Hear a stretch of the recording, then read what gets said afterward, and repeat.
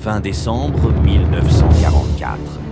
Tandis que les Allemands lancent leur dernier pari sur le front occidental, connu sous le nom de bataille des Ardennes, les Soviétiques atteignent Budapest et assiègent la ville. Environ 90 000 soldats germano-hongrois ainsi que plus de 800 000 civils s'y retrouvent isolés. À partir de ce moment, la situation ressemble beaucoup à celle qui s'était produite 2 ans plus tôt à Stalingrad. Cependant, comme nous le verrons plus tard, cette fois-ci, le commandant de la garnison a osé tenter une fuite désespérée qui s'est pratiquement terminée en tragédie. Eh bien, cela étant dit, commençons le programme d'aujourd'hui, dans lequel nous allons analyser les 3 tentatives de sauvetage allemandes à Budapest durant tout le mois de janvier 1945, connues sous le nom d'Opération Konrad. L'encerclement de Budapest et le plan allemand.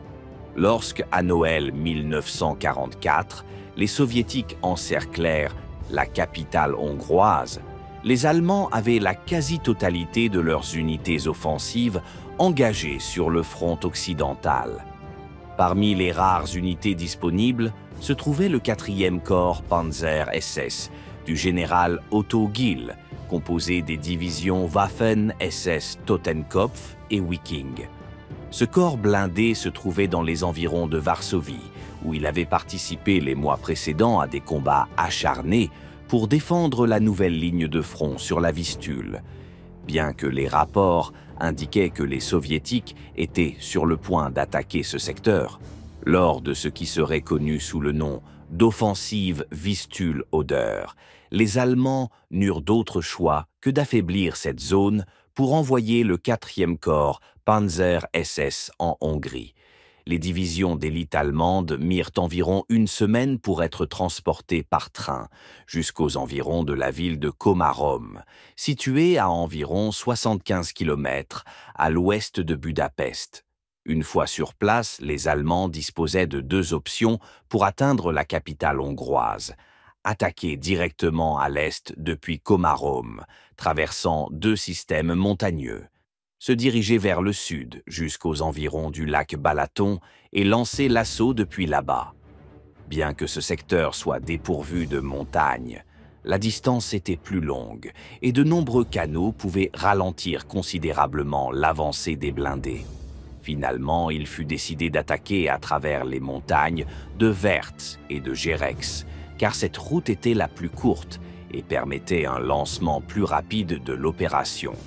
L'opération Konrad I, ainsi naquit l'opération Konrad I, dans laquelle, en plus des divisions blindées Totenkopf et Wiking, des Waffen-SS, participèrent les divisions d'infanterie 96 et 711. Ensemble, ces unités totalisaient environ 70 000 hommes et 262 chars d'assaut. L'offensive du 4e corps Panzer SS débuta le 1er janvier dans l'après-midi, après qu'une attaque de diversion eut été lancée la veille aux alentours du lac Balaton. Avec la Totenkopf sur le flanc gauche et la Wiking sur le flanc droit, traversant les montagnes de Gerex, l'offensive débuta de manière relativement positive pour les Allemands. Cependant, il était évident que le rythme était excessivement lent. Bien que l'avancée se déroulât en plein hiver dans une zone montagneuse, la vitesse était cruciale pour empêcher l'ennemi de réagir efficacement. L'attaque allemande se poursuivit durant les 8 jours suivants, affrontant de grandes difficultés, jusqu'à être arrêtée à environ 25 km de Budapest. Pendant cette période, toutes les demandes du commandant de la garnison de Budapest pour lancer une offensive de rupture depuis l'intérieur furent rejetées. De plus, au nord de la rive du Danube, les Soviétiques lancèrent une grande offensive le 6 janvier, menaçant de couper toute la ligne logistique du 4e corps Panzer SS et de l'isoler avec les troupes piégées à Budapest. Les raisons de l'échec de cette première opération furent multiples. L'une des plus importantes fut que les Allemands déclenchèrent l'offensive avant d'être pleinement prêts et avant l'arrivée de toutes leurs forces. Ainsi, au moment du début de l'attaque, seulement la moitié du carburant nécessaire avait été réuni. En outre, seulement 66% de la division Totenkopf, 32% de la Viking et 43% des effectifs de la 96e division d'infanterie étaient sur place. Cela signifia que les pointes de lance allemandes étaient relativement faibles et durent être renforcées au compte-gouttes à mesure que les autres unités arrivaient. De plus, les divisions d'infanterie avancèrent peu et ne purent protéger efficacement les flancs des divisions blindées SS. En conséquence, les divisions Viking et Totenkopf furent contraintes de s'étendre davantage, ce qui affaiblit leur pouvoir offensif. Un autre facteur crucial fut l'échec presque total de la première division Panzer dans son attaque de diversion sur la localité d'Eusie, qui dura moins de 24 heures et n'attira pratiquement pas l'attention des Soviétiques. Enfin, et ce n'est pas négligeable, la résistance soviétique fut bien plus importante que prévu. Grâce à des renforts constants dus à la lenteur allemande, les Soviétiques absorbèrent progressivement l'assaut allemand. Préparation de l'opération Conrad II. Tous ces facteurs furent analysés par les commandants allemands, qui commencèrent immédiatement à planifier une nouvelle opération de sauvetage, visant à corriger un maximum d'erreurs des premiers jours de janvier. Cette nouvelle offensive fut baptisée Opération Conrad II. L'un des rares succès de l'opération Conrad I fut remporté par la 711e division d'infanterie, près d'Esztergom, sur la rive sud du Danube. Fort de cette réussite et constatant une faible présence soviétique dans cette zone, Autogil décida de concentrer ses efforts dans ce secteur. Pour la nouvelle offensive, la division Viking fut repositionnée afin de lancer une attaque vers Budapest depuis Esztergom, tandis que la division Totenkopf resta en position défensive pour protéger le flanc droit. La division Viking devait traverser les montagnes de Pilis, où le terrain devenait plus favorable à partir de Pilis-Zantlélek pour approcher Budapest par ce secteur. Gilles prévoyait d'utiliser un aérodrome à Pomaz pour établir un pont aérien qui aiderait les assiégés de Budapest à rompre l'encerclement soviétique. Cependant, la faiblesse allemande et le manque de renforts correctement coordonnés rendaient la situation extrêmement difficile. Bien qu'Hitler ait initialement interféré, il autorisa finalement le lancement de l'opération Conrad II le 10 janvier, malgré les faibles chances de succès et son refus obstiné d'envisager l'abandon de Budapest. Déroulement de l'opération Conrad II. Malgré un retard initial, l'attaque débuta dans l'après-midi du 10 janvier. La 711e division d'infanterie progressa lentement en raison du terrain montagneux et enneigé, mais parvint à percer les défenses soviétiques près de Pilis-Zantlélek. La division Viking avança à partir de 20h30, mais son progrès fut stoppé à l'aube du 11 janvier. Parallèlement, le Kampfgruppe Philipp fut arrêté par les forces soviétiques près de Pilis-Marotte. Les conditions météorologiques, notamment le dégel qui transforma le sol en un bourbier, compliquèrent davantage l'avancée. Bien que les forces de la Viking et de la 711e division progressèrent de 5 à 7 km, les troupes du Kampfgruppe Philipp furent contraintes de se replier sous la pression des contre-attaques soviétiques. Au sud, à Zamoli, les forces allemandes lancèrent une autre offensive le 9 janvier, affrontant des défenses soviétiques solidement établies.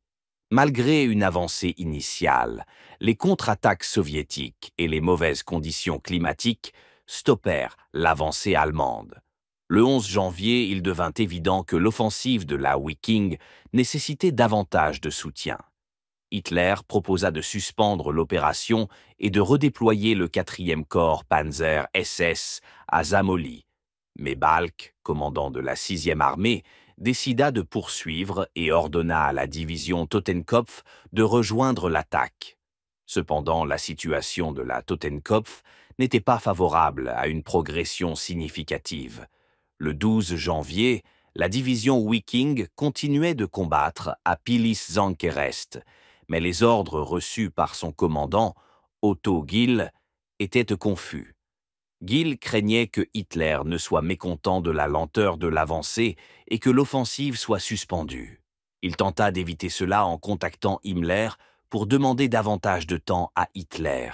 Cependant, Hitler décida d'annuler l'opération Conrad II, arguant qu'elle n'avait aucune chance de succès, et ordonna le redéploiement du 4e corps Panzer SS vers le secteur de Zamoli. Ainsi, malgré le fait que l'avant-garde de la division Viking ne se trouvait qu'à 18 km de Budapest, les troupes allemandes reçurent l'ordre de battre en retraite. L'impact de la fin de l'opération Conrad II et la préparation de Conrad III, c'est précisément au moment de l'annulation de l'opération Conrad II que les Soviétiques lancèrent leur grande offensive sur la Vistule, détruisant complètement les troupes allemandes en Pologne. Néanmoins, au lieu de suspendre toute activité en Hongrie pour renforcer la défense sur l'Oder, Hitler ordonna la planification d'une nouvelle opération pour tenter de libérer Budapest. Cette opération, connue sous le nom de Conrad III, fut la plus ambitieuse des 3 offensives allemandes. Les préparatifs de l'opération Conrad III commencèrent avant même l'annulation de la précédente. Hitler et le général Balck préféraient ce nouveau plan, dont l'objectif était d'isoler les forces soviétiques entre le Danube et les montagnes vertes, de rétablir le contact avec Budapest et d'attaquer les troupes ennemies à l'ouest du Danube. L'offensive fut fixée au 18 janvier, bien que l'armée allemande fasse face à de graves difficultés, notamment une pénurie de carburant. Le 4e corps Panzer SS, accompagné d'autres divisions, devait diriger l'opération. Cependant, malgré une planification détaillée, le manque d'infanterie et de ressources compliqua la situation. Les divisions Totenkopf et Viking disposaient d'un nombre limité de véhicules opérationnels et souffraient d'un grave déficit en soldats, ce qui menaçait l'efficacité de l'offensive. Bien que les mouvements de troupes furent préparés et que le secret de l'opération fut maintenu, le faible effectif des unités risquait de compromettre la mission. Déroulement de l'opération Conrad III. À 4h30 du matin, la 6e armée, sous le commandement de Balck, lança son offensive après un intense bombardement de 400 pièces d'artillerie. Malgré un épais brouillard réduisant la visibilité, les forces allemandes surprirent les défenses soviétiques, qui ne s'attendaient pas à l'attaque. Les divisions Totenkopf et Viking du 4e corps Panzer SS avancèrent rapidement dans le secteur central, atteignant la localité de Tak, tandis que la 3e division Panzer progressa facilement vers Deg. La 1re division Panzer rencontra une résistance importante à Eusi, ville fortifiée après les attaques précédentes, mais parvint également à progresser en direction de Székesfehérvár. Au cours de la première journée, le 4e corps Panzer SS parvint à percer le front sur une largeur de 30 km et une profondeur de 18 à 25 km. La Luftwaffe joua un rôle crucial en bombardant les unités soviétiques en retraite et en effectuant des missions de reconnaissance. Cependant, le 3e corps Panzer, qui avait lancé son attaque un jour plus tôt, fut confronté à une forte résistance à Sarkerestes et progressa à peine.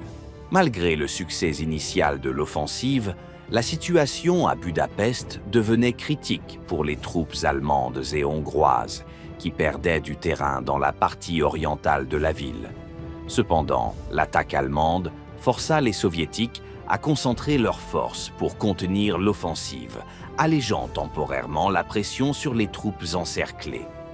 Le 19 janvier, Balck donna l'ordre aux divisions du 4e corps Panzer de poursuivre leur avancée vers leurs objectifs, tout en maintenant des attaques limitées dans les montagnes vertes, afin de distraire et fixer les forces soviétiques dans cette zone.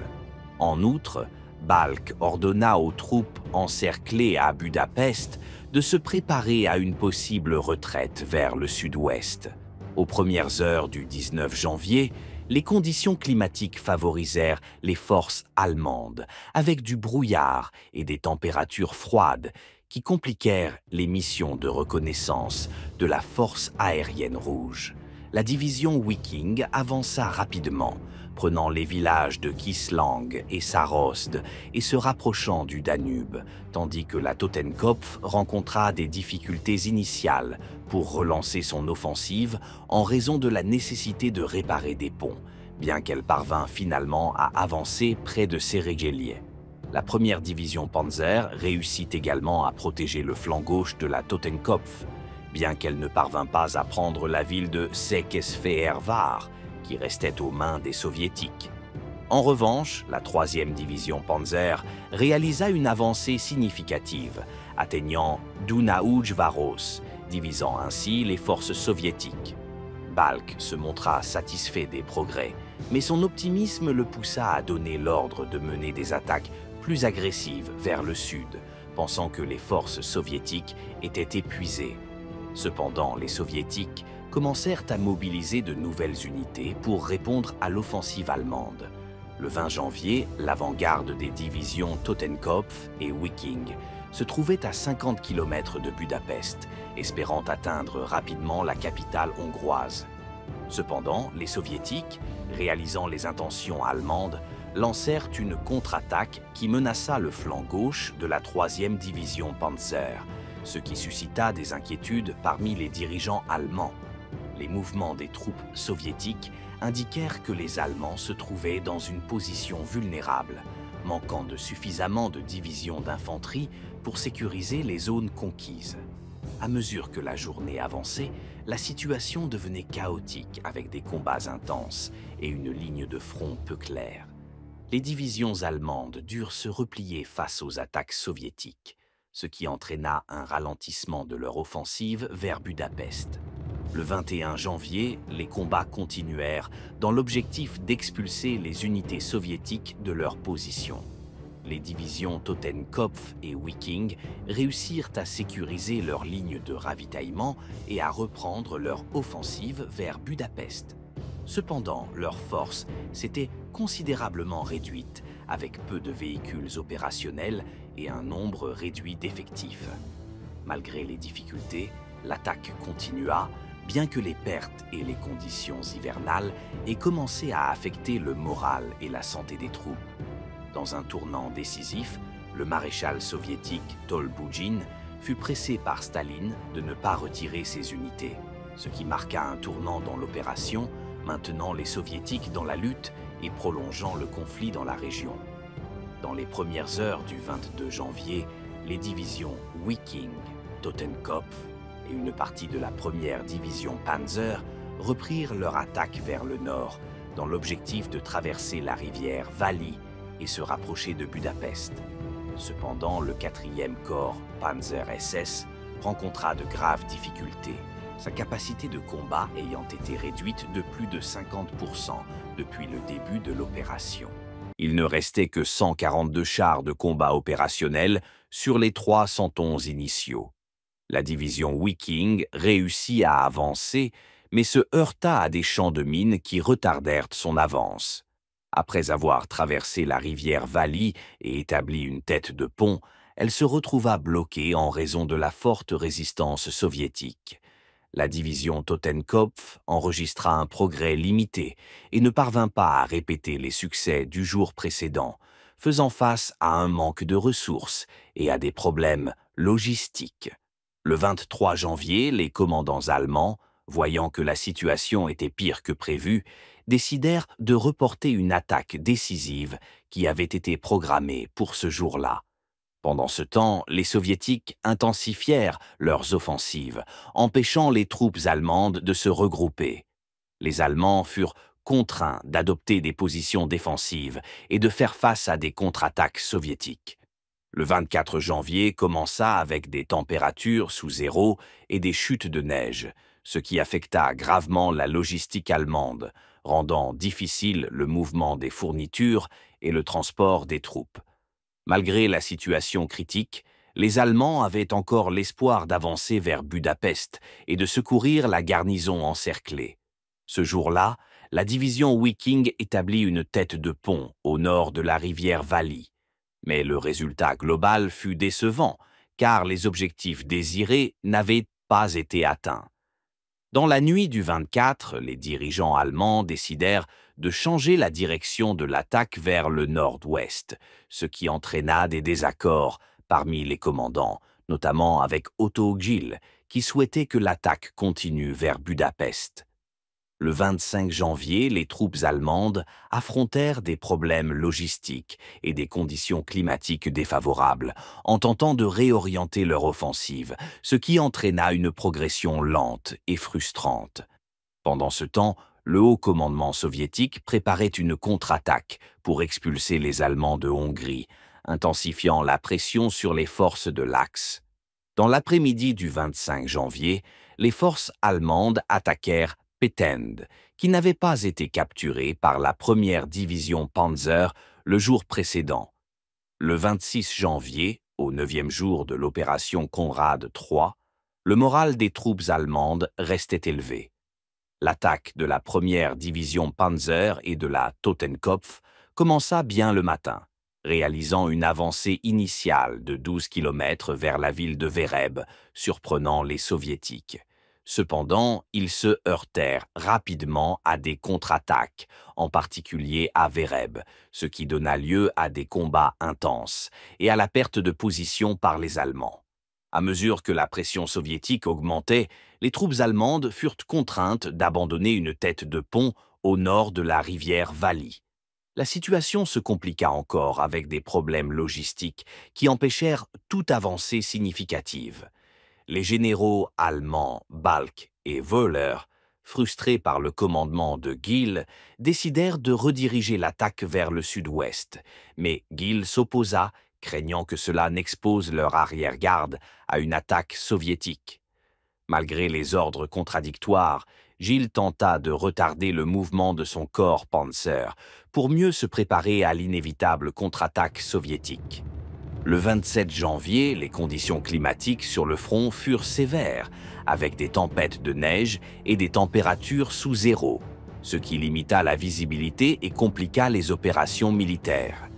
Dans les premières heures, les Soviétiques lancèrent une attaque à Barachka, menée par la 34e division de fusiliers, surprenant les troupes allemandes de la Totenkopf, bien que celles-ci purent repousser le premier assaut grâce au soutien de la division Viking. Au fur et à mesure que la journée avançait, les Soviétiques attaquèrent également la 3e division Panzer, réussissant à faire des progrès dangereux vers Perkata, menaçant ainsi les lignes de ravitaillement allemandes. Bien que les Allemands aient pu contenir cette avancée, ils subirent des pertes significatives et furent contraints d'interrompre leurs préparatifs pour une offensive. L'après-midi, les Soviétiques intensifièrent leurs attaques dans la région de Petend, réussissant à capturer cette localité, ce qui isolerait les forces allemandes dans le secteur. Malgré les efforts pour récupérer Petend, les pertes du 23e corps de tanks soviétiques furent notables, tandis que les troupes allemandes diminuaient considérablement en nombre et en capacité opérationnelle. Le 28 janvier, après avoir évalué la situation, les forces allemandes décidèrent de se retirer et d'annuler les plans de sauvetage pour Budapest, où la garnison était au bord de l'annihilation. Malgré les difficultés, une tentative de fuite fut organisée depuis Budapest le 11 février, mais seule une petite partie des troupes réussit à s'échapper vivante, tandis que la majorité fut capturée. L'opération Conrad III, annulée le 28 janvier 1945, marqua la fin des efforts allemands pour libérer Budapest après des semaines de combats intenses. Bien qu'ils aient réalisé des avancées dans des régions comme le lac Balaton, les Allemands n'ont pas pu libérer la ville ni établir une ligne défensive efficace sur le Danube. Les pertes furent dévastatrices, avec le 6e armée allemande signalant plus de 21 000 pertes, entre morts, blessés et disparus. en plus de la perte de 164 véhicules blindés. En revanche, le troisième front ukrainien subit également des pertes mais parvint à se rétablir plus rapidement. L'échec de Conrad III fut attribué à plusieurs facteurs, y compris le manque de ressources, la mauvaise planification et la pression d'Hitler pour agir rapidement. Des généraux allemands comme Hermann Balck pointèrent l'insubordination de Otto Gill et l'inefficacité de la Luftwaffe comme partie de la faute, bien que ces critiques aient été considérées comme infondées. Le manque de coordination et l'affaiblissement des troupes allemandes furent également des facteurs clés, empêchant une avancée réussie. En réfléchissant avec la perspective actuelle, on soutient que le plan d'attaque initial par le Sud aurait pu être plus efficace s'il avait été suivi, car il aurait permis aux forces allemandes d'être mieux préparées. En résumé, le manque de planification, de ressources et la précipitation dans les décisions furent déterminants dans l'échec des dernières opérations allemandes à Budapest. Alors, connaissez-vous cette série de batailles? Souhaiteriez-vous les étudier en profondeur? Eh bien, les voilà dans mon livre où j'analyse toutes les offensives lancées par la Wehrmacht sur le front de l'Est pendant les derniers mois de la guerre, et bien sûr accompagné de cartes en couleur. On se voit dimanche prochain. À bientôt.